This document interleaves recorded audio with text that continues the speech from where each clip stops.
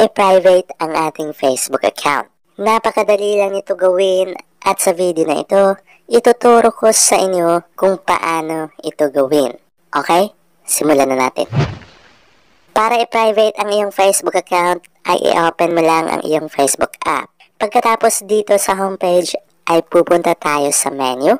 Pindutin lang natin ang 3 lines icon na nandito sa upper right corner. Pagkatapos niyan ay mag-scroll down ka lang at hanapin ang settings and privacy. Ito siya, i-click lang natin at piliin ang settings. Dito mag-scroll down lang tayo ulit at hanapin ang privacy checkup. Ito siya, pindutin lang natin. Dito ang unang i-click natin ay ang who can see what you share. At continue lang. Ang gagawin natin dito ay kailangan natin gawing only me ang lahat ng nakapublic dito. Phone number, gawin mo yung only me. Email, only me pa rin. At lahat ng nandito, gawin mong only me.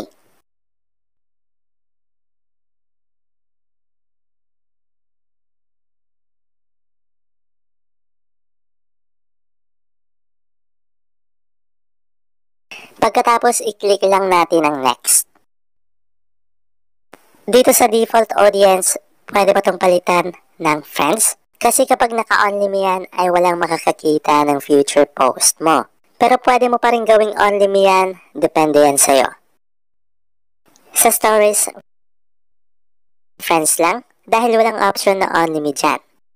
Now, ang pinaka-importante dito ay itong limit past posts. Kapag pinindot mo kasi itong limit, lahat ng post mo na naka-public ay magiging friends only na lang ang audience.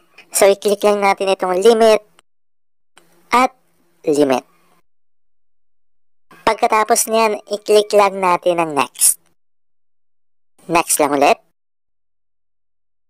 Then review another topic. Pagkatapos, punta naman tayo dito sa how people can find you on Facebook. Continue lang. Dito sa friend request, make sure na gawin itong friends of friends. Pagkatapos niyan, ay i-click lang natin ang next. Dito sa people with your phone number, kailangan natin itong palitan ng only me.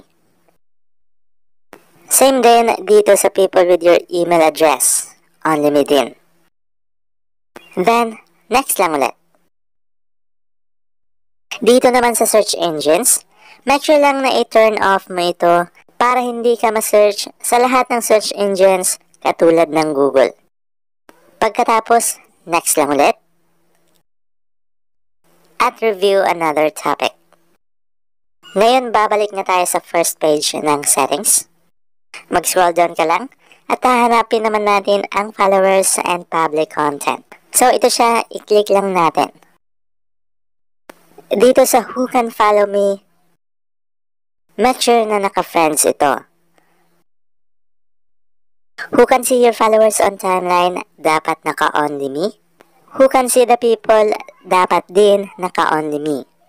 Who can comment on your public posts, dapat naka-friends kasi wala yung only me. Public post notification, optional yan na gawing only me. Pumili ka lang ng kahit ano dito, depende yan sa'yo. Ito namang public profile info, make sure na naka-friends yan. Pagkatapos niyan ay wala na tayong ibang gagalawin dito. Mag-back na lang tayo. Now, iti-check na natin ang ating profile kung naka-private na ba. Dito sa profile mo, i-click mo lang ang 3 dots na nandito. At i-click ang View As para makita natin kung ano ang nakikita ng iba tuwing binibisita nila ang ating profile. Wala na tayong makikita na kahit isang post, ibig sabihin yan ay naka-private na ang aking Facebook account.